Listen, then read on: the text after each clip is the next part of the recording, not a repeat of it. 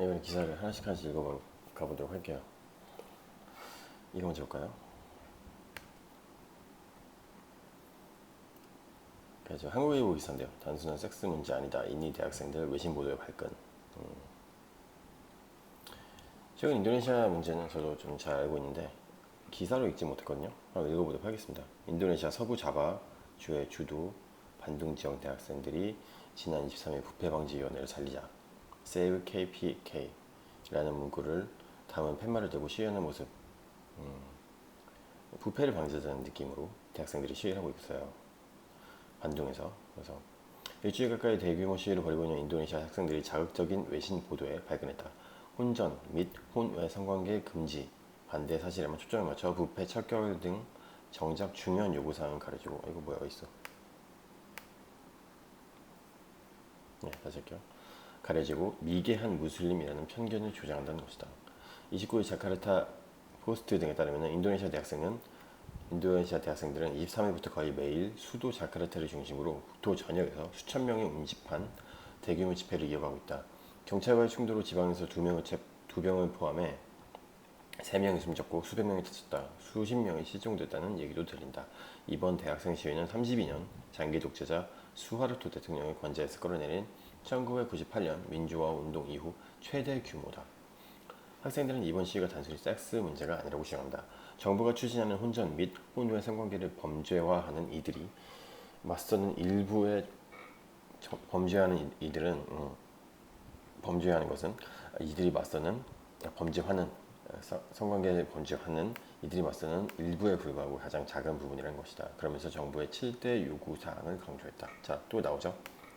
항상 이렇게 뭔가 시위대들이 강조할 때는 요구 사항을 일목요연하게 정리를 해요. 그래서 첫 번째, 형법, 토지법, 노동법 개정안 거부 및 부패방지위원회 KPK 개정안 폐지, 성폭력 법안 통과, 문제가 있는 KPK 지도부 사퇴, 군과 경찰의 민관 사무실 보유 금지, 파푸아 정치범 석방, 시위 참가자 기소 중지, 칼림만탄, 보르네오 섬과 수마트라 섬 열대림 화재 책임 기업 처벌 및 허가 취소, 헤이즈 얘기구나. 인권 침해자 재판 회부 등이다. 아말린다 사베라니 가자마다대 정치학과 교수는 문제가 하나만 있지 않다. 다양한 성격의 요구들이 이번 시위의 추진력이라고 설명했다. 전반적으로 부패 그리고 약간 이런 것들은 어떤 것들이 개정안이 잘못됐는지 거부가 되는 건지에 대해서 알아봐야 될 것 같긴 하고요. 그리고 어떤 일정 개정안도 폐지해야 되는 것 같고 좋은 법이기 때문에 그런 거죠. 좋은 법은 개정하지 말고 이런 것들은 그쵸 다 반대네요. 그러니까 아니지. 이런 것들은 나쁘게 개정이 안이 들어왔나 봐요. 그래서 그거는 하지 않겠다. 그리고 지금 있는 법은 좋은 거니까 이걸 개정하려고 하지 말아라. 이런 느낌인 것 같아요. 그래서 이렇게 수만 명이 인도네시아 수도 자카르타 국회의사당 부근에 지난 24일 운집한 대학생들이 경찰과 대치하고 있는 모습. 경찰이 여기 이렇게 대치하고 있죠.